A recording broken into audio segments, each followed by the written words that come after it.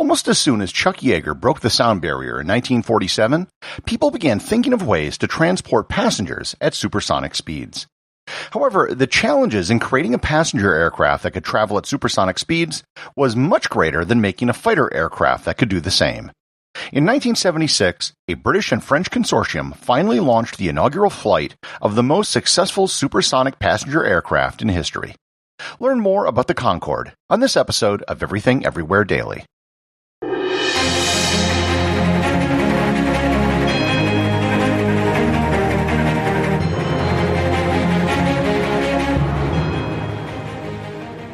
This episode is sponsored by Brilliant.org.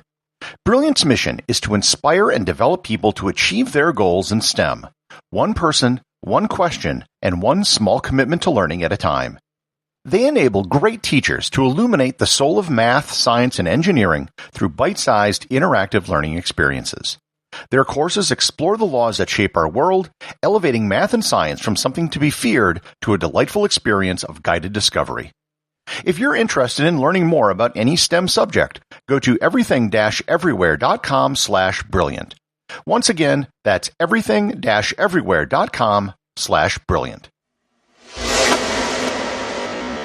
When engineers began thinking about supersonic transportation in the 1950s, they faced a very difficult problem: economics. Creating a plane which could fly faster than the speed of sound, even a large passenger aircraft, wasn't necessarily an engineering problem. Yes, there were engineering challenges to be overcome, but that wasn't the biggest concern. The biggest problem was creating an aircraft that could be flown faster than the speed of sound economically. Airplanes flying beyond Mach 1 behave differently than planes traveling below Mach 1. The lift-to-drag ratio on a plane flying faster than the speed of sound is approximately half of what it is when it flies below it. That means to compensate, you need approximately twice the thrust, which means more fuel, which means more expensive engines, which means more money.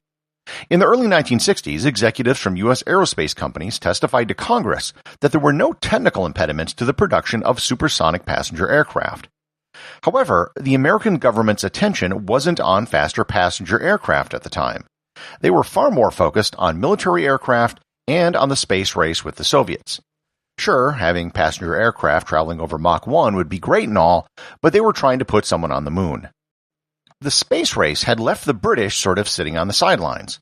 They had no space program, and their national pride was still stinging from their position as a world power being usurped by the United States and the Soviet Union.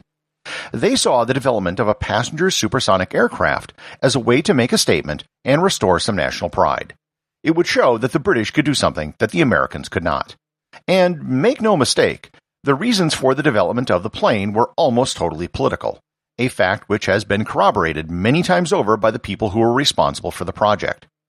That being said, there was a general belief at the time that the future of passenger aircraft was going to be supersonic, and that the earlier the British could get in on the ground floor, the better the position they would be in the long run in this market. In 1956, the British Supersonic Transport Aircraft Committee was created.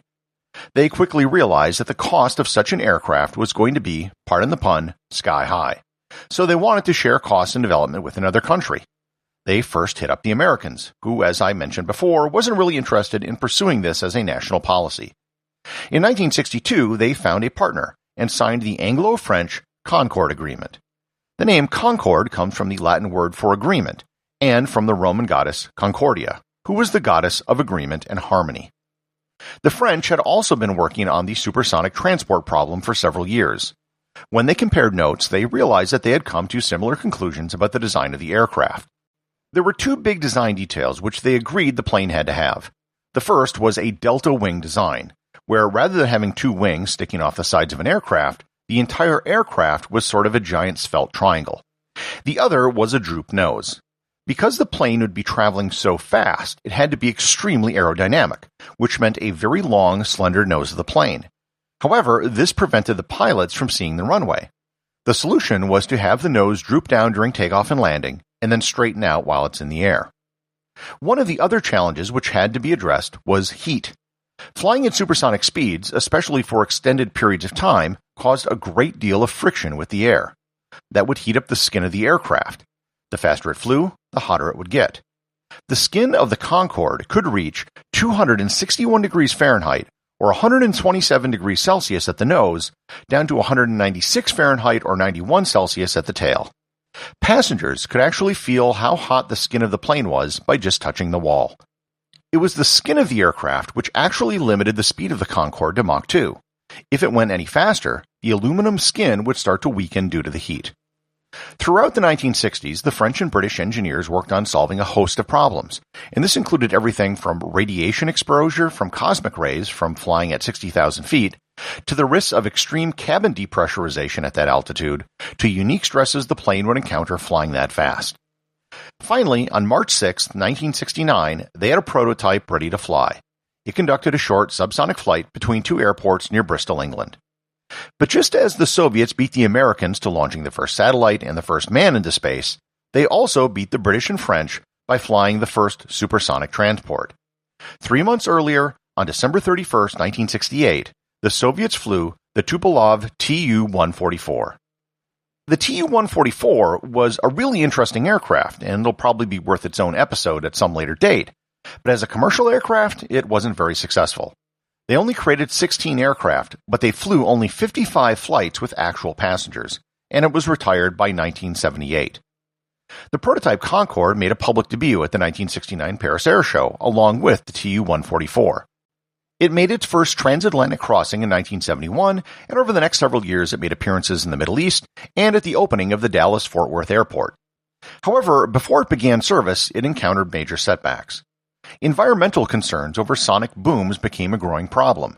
The United States, India, and Malaysia all banned supersonic flights over their land. That limited the Concorde basically to flights over the sea. Furthermore, at the 1973 Paris Air Show, a Tu-144 crashed in a very public fashion, which soured most airlines on supersonic flights. Orders for the Concorde were cancelled, and in the end, only British Airlines and Air France ended up buying the aircraft. The aircraft was manufactured in both the UK and France. A total of 20 were built, including prototypes that were never put into active service. The Concorde entered commercial service on January 21, 1976. The first British Airways flight was from London to Bahrain, and the first Air France flight was from Paris to Rio. Over the next 27 years, the Concorde was by far the fastest way to cross the Atlantic. The Atlantic crossing eventually became the only real route for the aircraft. There was an attempt at creating a London-Singapore route, but the Malay and Indian governments forbade supersonic flights over their country. Likewise, flights to Mexico City were tried, but they had to fly at subsonic speeds across the United States. The most popular routes were between Heathrow and JFK and Charles de Gaulle and JFK. In addition to the previously mentioned Singapore, Rio, and Mexico City routes, there were also attempts at routes to Washington Dulles, Miami, and Barbados. Most of those routes were simply not viable. That being said, London or Paris to New York had quite a bit of demand. The record for flying the Concorde across the Atlantic was set in 1996, when it flew from New York to London in 2 hours, 52 minutes, and 59 seconds. Flying the other way from London to New York usually took about 3 hours and 30 minutes on average. The Concorde developed a reputation for being a luxurious experience. The average price of a ticket, adjusted for inflation in today's currency, was anywhere between $3,000 and $12,000 per ticket. That being said, you were paying for speed, not luxury per se. The Concorde was rather narrow, and the seats weren't like business class seats in today's airplanes. The food and the service were definitely first class, but the plane was built to solve engineering challenges first, and the seats were an afterthought. There would often be multiple flights per day, so it wasn't unheard of for someone to fly across the Atlantic, have something to eat, and then be back home to sleep in their own bed. Even though it only had 100 seats, you would regularly find celebrities and millionaires on the flights. The end of the Concorde began on July 25, 2000, when Air France Flight 4590 crashed after takeoff at Charles de Gaulle Airport in Paris. A piece of debris on the runway punctured a tire, and the tire flew into one of the fuel tanks, causing an explosion. The crash killed all 100 passengers and 9 crew. Prior to the crash, the Concorde had one of the best safety records of any aircraft. There had been 0 fatalities on any Concorde flight since its first flight in 1976, up until the disaster in 2000. The crash dramatically decreased demand for the Concorde, and a little over a year later, the September 11th attacks only made things worse. On April 10, 2003, Air France and British Airways simultaneously announced that they were retiring the Concorde. It wasn't just soft demand for Concorde flights that caused its retirement. By 2003, the basic design of the aircraft was over 30 years old. Aviation design and computer technology had advanced, and it just wasn't worth it to pay for maintenance to keep the planes flying. Virgin Airlines actually offered to buy the remaining Concorde fleet, but there was no interest from Airbus, the manufacturer, in maintaining them. Today, 18 of the 20 Concordes which were built are on display. Most of them are in the UK or France, but there are 3 in the United States, 1 in Germany, and 1 in Barbados.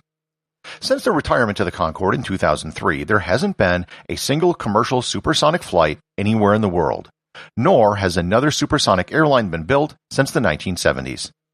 However, there are new companies that are trying to tackle the supersonic passenger market again. One company called Boom Supersonic just received an order for 15 supersonic jets from United, and they hope to start delivering passengers by 2029. One of the things that they hope to do with their new generation of supersonic planes is to lessen the power of sonic booms to allow the planes to finally fly over land. So maybe one day within the next 10 years, you'll be able to raise a glass of champagne to the Concorde while traveling at Mach 2 somewhere over the Atlantic Ocean. The associate producer of Everything Everywhere Daily is Thor Thomsen. If you'd like to support the show, please donate over at patreon.com. There is content only available to supporters, merchandise, and even opportunities for a show producer credit. If you know someone you think would enjoy the show, please share it with them. Also remember, if you leave a 5-star review, I'll read your review on the show.